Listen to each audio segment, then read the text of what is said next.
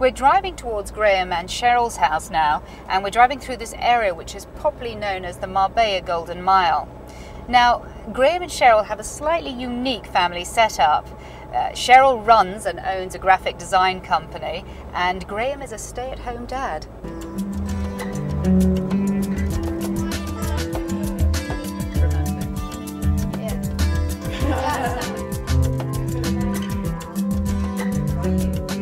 What was it about the UK that made you want to leave? Well, weather, I know that's the classic weather, but also the very closed life. I mean, it was driving Graeme mad. He's a really, really sociable person, likes to talk to people, be out chatting. Sitting there quietly. Yeah. And you can't do that in England, it's all behind closed doors. Here there's parties all the time, he's always talking, meeting people. It's just part of the life. And what is it that for you is probably most special about here, taking away the weather and the social life, but what's thinking, taking away all of that, what is it for you that really makes this place so special? The people. Yeah, so you have a lot of friends within the English community, Spanish community, foreign community? Yeah, all different nationalities, and the kids too, you know, Italian, Russian, Spanish, Argentinian. I think it enriches them in every way to make relationships with people from different cultures, you know. Now, you mentioned that the kids at the moment are sleeping up on the terrace. Is that right over there? Yeah. So that's a great way to get rid of them in the summer. Yeah, yeah, it's true actually. The noise is greatly reduced, yeah. And it's easy because it's big, they can have all their friends as well. That's enough. It's only a few hours.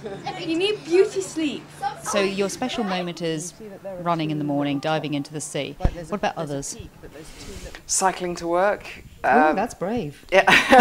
Well, it's only 5 to 10 minutes, so it's not also too only much. about 35 to 40 degrees at the moment. Yeah, but actually that's one thing I really like about the heat here. Everybody's like, oh, it's hot, hot. But I love that because it slows you down. What was it in the end? Was there a final thing that just made you think, I can't do the UK anymore, I've got to go? Well, I never fitted. That was the biggest problem. Well, that had been since I was quite young, but I didn't know I didn't fit. And when we went back after living here and tried again, I really tried to fit in, but I couldn't. There weren't enough colours. I didn't meet enough characters. How about a favourite hangout? Well, the favourite hangout is a bit of a secret, so I can't. I can't really tell. There's a little restaurant in La Campana called Los Farolillos, Okay, we noted that down. which has We'll to be be one of the best family restaurants. It's like something out of a film. It's like one of these old Italian restaurants where families turn up, and the noise level is really high, and the service is fast. They're running. The food is great, and the value is fantastic. Is there anything that you think, actually, I quite missed that? No. There must be something, a little something that you sometimes think, you know, I mean, food-wise? No. Spanish food is good. I think the most special moment is when I've brought the kids back from school on a hot June day, and they take off all their school uniform and they run down to the beach and they leap into the sea and splash around before their homework. It's not cold, That look, looks he's refreshing. swimming fine. When you want something in your life, you've got to step out and follow it. You can't keep waiting because otherwise your life passes you by and before you know it's too late.